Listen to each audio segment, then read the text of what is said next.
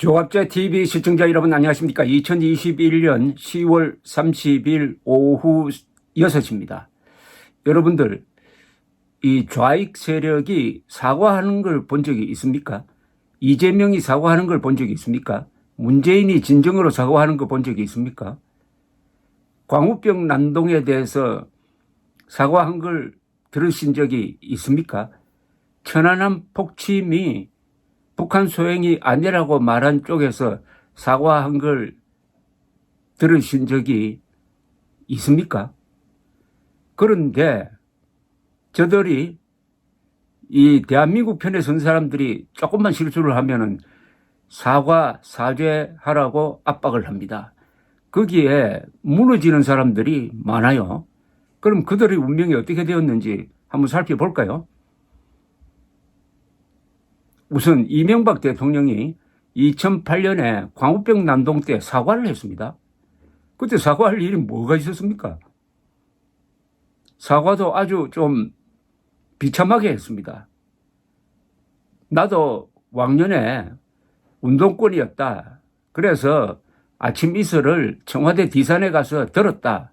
이런 식으로 사과를 했습니다. 그런데 지금 이명박 대통령이 어디가 있습니까? 박근혜 전 대통령은 사과 대통령입니다. 박근혜 대통령의 3대 사과가 그를 몰락시켰습니다. 2012년 대통령 후보로 나와서 사과를 했습니다. 그때는 아버지를 대신해서 사과를 했습니다. 이런 예가 별로 없습니다. 더구나 아버지가 자랑스럽게 생각하는 두 개 부분에 대해서 사과를 했습니다. 5.16 군사혁명과 유신에 대해서 아버지는 자랑스럽게 생각하고 이것이 대한민국 역사 발전에 결정적 기여를 했다는 분인데 그 두 부분에 대해서 사과를 했습니다. 아니 아버지를 대신해서 사과하는 딸을 둔 아버지가 저승에서 영면할 수 있었겠습니까?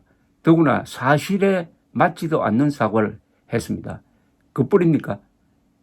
2014년 세월호 사고가 나서 여러 번 사과를 하더니 나중에 결정적 사과를 했습니다. 뭐냐?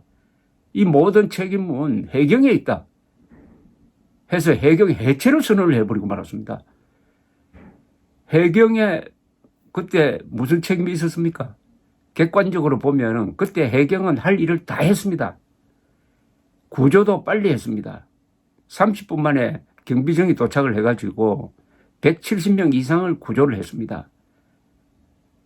그때 300명 이상이 죽은 책임은 선사와 그 선장에게 있지 구조를 다 못했다, 완벽하게 하지 못했다 해가지고 해경에게 뒤집어 씌울 일이 아니었던 것입니다. 외국 같으면은 그 해경 정장은 표창받아야 되는데 이 사람은 업무상 과실치사상 혐의로 징역 3년을 살고 나왔습니다. 그런데 박근혜 대통령이 어떻게 됐습니까? 해경 해체를 하니까 이 모든 책임은 박근혜가 져야 된다 해가지고 결국 박근혜의 탄핵으로 귀결된 것 아닙니까? 또 JTBC의 이른바 최순실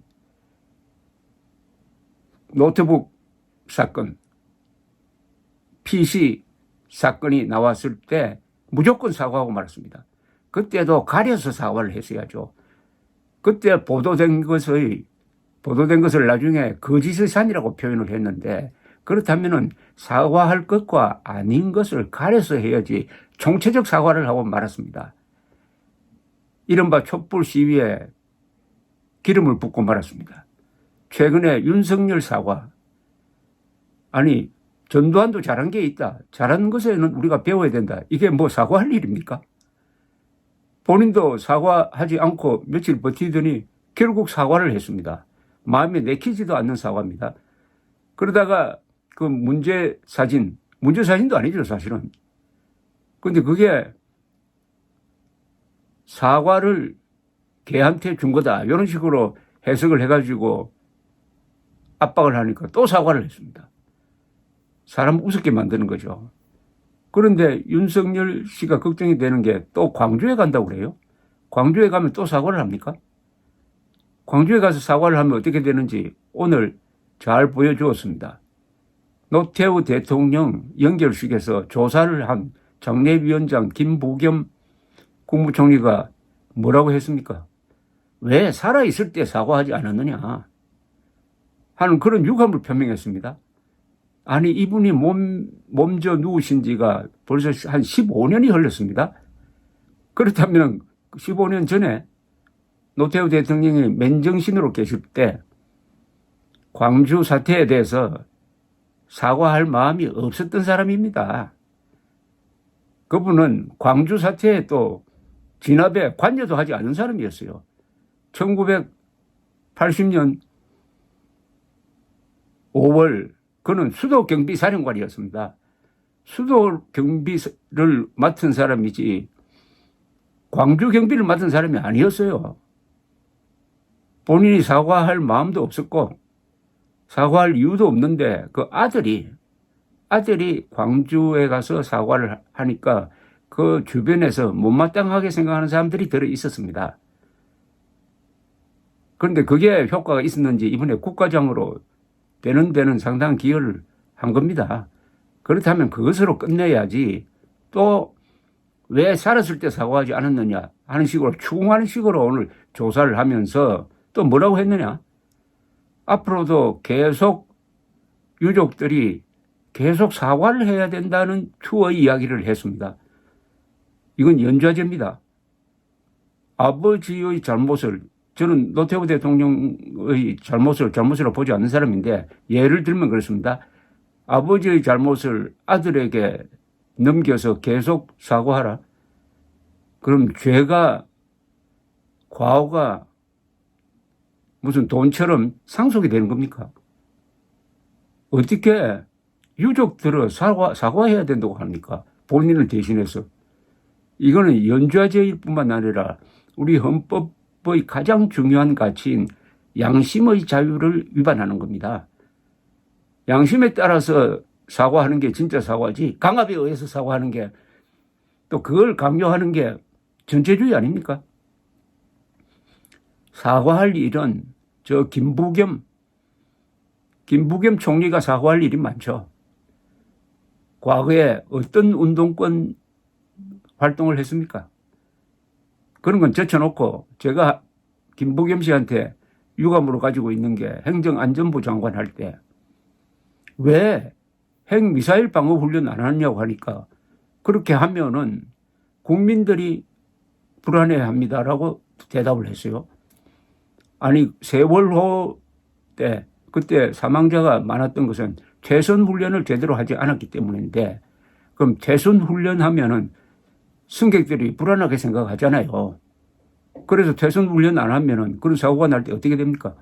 지금 핵미사일 방어 훈련을 안 한 상태에서 오늘 밤에 김정은이가 핵미사일 발사 보탄 눌러버리면은 서울 상공에서 터지는데 7분 걸리는데 어디로 도망가야 될지 알 수가 있습니까? 그러면은 지진 대피 훈련은 왜 합니까? 자, 이 사과 전략에 말리면 안 됩니다. 사과를 하면 안 됩니다. 무리한 요구가 있을 때는 양심을 지켜야 합니다. 이런데 대응을 하려면은 첫째 이념무장이 되어 있어야 합니다. 이념무장이 없으면은 그냥 우하는데 쓸려가다가 결국 자멸의 길을 걷게 되는 것입니다. 윤석열 전 총장 앞으로 사과하지 마세요. 그렇게 하려면 사과할 일을 하지 않아야 되지만은 본인이 납득하지 못하는 사과를 하는 사람이 더 나쁩니다. 어떻게 보면은. 양심의 자유를 지키지 못한 대통령이 국민의 자유와 생명과 재산을 지킬 수 있겠습니까? 감사합니다.